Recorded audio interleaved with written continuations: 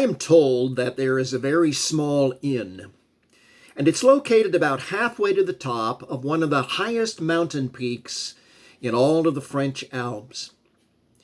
It's a place that offers a bit of rest and refuge for the mountain climbers, and it's called the Mediocre Inn. The Mediocre Inn. Because in French, mediocre simply means halfway. So at the Mediocre Inn, you can get a hot meal, you can get a warm bed, you can begin to relax after all the rigors of mountain climbing. You can put your feet up for a while. You can really get comfortable. And after all, who wouldn't like that? But success in mountain climbing isn't going to be found in rest and comfort, is it? No. Success is going to be found in reaching the top of the mountain. And that requires going back out into the cold and the wind and the danger. That requires stretching and straining and working toward that goal. Now, the interesting thing is that it is said about 80% of the climbers, they never go any higher than the Mediocre Inn. You know, once they've had a day or two of rest and comfort, they just turn around and they go back down the mountain. And they never reach one of the highest peaks in the Alps because they have lost their determination to get to that final goal. Now, you and I, we've spent time there too, haven't we? In the Mediocre Inn. No, not the one halfway up a mountain in France, but we all have our own mediocre inns, and quite frankly, we probably aren't too happy about them either. Every one of us would much prefer a life of excellence. None of us sets out ever to be less than we can be. We all want the very best in our lives. So the question is, if that's what we really want, then what are we willing to give in order to get it? And it's right here that we come to those words of Jesus in the Gospels where he says, those who want to save their life will lose it. And those who lose their life for my sake will actually save it. And as we hear those words, as we read those words, we realize Jesus is talking about a way of life that does not stop at the Mediocre Inn. In St. Paul's Cathedral in London, you will find a place that is filled with memorials. Memorials for people who have impacted England in many different noble ways. The poet John Donne is memorialized there. He was dean from 1621 to 1631. So is the Duke of Wellington, who defeated Napoleon at the Battle of Waterloo. General Charles Gordon is remembered upstairs in the main church for his heroic exploits in China and Africa, and his memorial reads, and I quote, "He gave his strength to the weak, his substance to the poor, his sympathy to the suffering, and his heart to God." Wow. Wouldn't that be a great epitaph for all of us? We gave our strength to the weak, our substance to the poor, our sympathy to the suffering, and our hearts to God. I mean, isn't that what we're really looking for? We don't want to live our whole lives at the Mediocre Inn. We want to make a difference. We want to be remembered as people who made a positive contribution to our families and to our communities and to the larger world. Many of you are familiar with the name of Harold Kushner. And Harold is the Jewish rabbi who wrote the book When Bad Things Happen to Good People. Following that, he also wrote some equally terrific books during the years that came later. Now, Kushner tells of a friend of his who came to him one day, and the friend said, 2 weeks ago, for the first time in my life, I went to a funeral. And the funeral was for a man of my own age. Now, I didn't know him very well, but we did work together. We talked to each other from time to time. We had kids that were about the same age. He died suddenly over the weekend. So a bunch of us went to the funeral, and each one of us was thinking, it could have just as easily been me. That was 2 weeks ago. They've already replaced him at the office. I hear his wife is moving out of state to live with her parents. 2 weeks ago, he was working 50 feet away from me, and now it's as if he never even existed. It's like a rock falling into a pool of water, the man said. For a few seconds, it makes ripples in the water, and then the water is the same as it was before, but the rock isn't there anymore. The man went on to tell how he hardly slept at all since then. He said, I can't stop thinking it could happen to me, that one day it will happen to me. And a few days later, I'll be forgotten as if I had never lived. And then he summarized his thoughts to Kushner by saying, shouldn't a person's life be more than that? Well, yeah, it should. It should be more than that. Clearly, you and I and everybody else would prefer a life of excellence.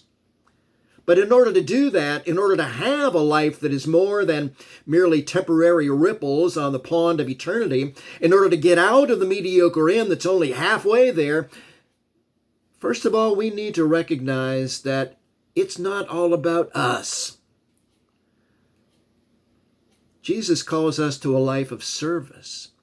And that's where we run headlong into this apparent paradox that Christ talked about, where somebody who's trying to hold on to their life selfishly will inevitably eventually lose that life. And the one who deliberately gives up their life in acts of service, well, that's the person who will paradoxically really find a true life. So if we think that ultimately the meaning of life is primarily concerned with our own comfort, our own security, if we think it's all tied up with our own happiness and contentment and wealth, if we think the ultimate goal of living has to do with our own selfish pursuits of pleasure, if that's what we think, then we're wrong. We're dead wrong. At least according to Jesus, we're wrong. And we're never going to find that life of excellence because that kind of life is all about service. It's not all about us. There's a Christian writer with whom you might be familiar. His name is Philip Yancey. Yancey started his career as a journalist. And as such, he interviewed many diverse people. And as time went on, he accumulated more and more experience with interviewing. And he ended up taking those people with whom he had talked, and he divided them into two basic categories, which he called the stars and the servants. Now, the stars, well, they were the great athletes, the movie actors, the music performers. They were the famous authors, the TV personalities, the celebrities. The stars were those people who so dominate our magazines, our newspapers, the internet, our television programs. And we kind of fawn over them, don't we? Oh, come on, admit it. We're totally fascinated with the details of their lives, the clothes that they wear, the food that they eat, the exercise routines they use, the people they love, the people they don't love, even the toothpaste they use. You name it. As long as it's about them, we're totally enthralled. And yet Yancey says that in his experience, these stars that we so idolize, well, they're as miserable a group of people that he'd ever met. Most of them were deeply troubled. Most of them had horrible relationships. Most of them were hopelessly dependent on lifelong psychotherapy. Most of them, it seemed, were tormented by deep self-doubts. Most of them were empty shells more than they were fulfilled human beings. And this was despite their having all the trappings of what we think it's a very successful life, at least as our culture and our world define a very successful life. Now, opposed to all that, opposed to these so-called stars, Yancey also spent time over here with those people he called the servants. And the folks in this category would be represented by people who spent 20 years working among the down and out. People who had committed their lives to working with maybe lepers in India. People who had left high-paying jobs to work with the rural southern poor. People who maybe served as relief workers in Somalia or the Sudan or Bangladesh. People with PhDs who now were living in South American jungles doing Bible translations. Now, Yancey says that he was fully prepared to honor these servants. He says he was really ready to admire them and their noble labors, and he said that he expected to be able to hold them up as great examples. But what he was not prepared to do was to envy them. And that's precisely what he ended up doing. And it surprised even him. Because as he reflected on these two so disparate groups, as he looked at them side by side, the stars and the servants were the ones who clearly emerged as the favored ones, the graced ones, the fulfilled ones. And oh yeah, in many cases they worked long hours for low pay and no applause. And the world would probably say they were wasting their talents and their energies. The world would probably say they were throwing away their education and their skills there among the poor or among the oppressed, the forgotten, the downtrodden. But somehow writer Yancey found that in this process of supposedly throwing away their lives, supposedly losing their lives, they had actually found real life.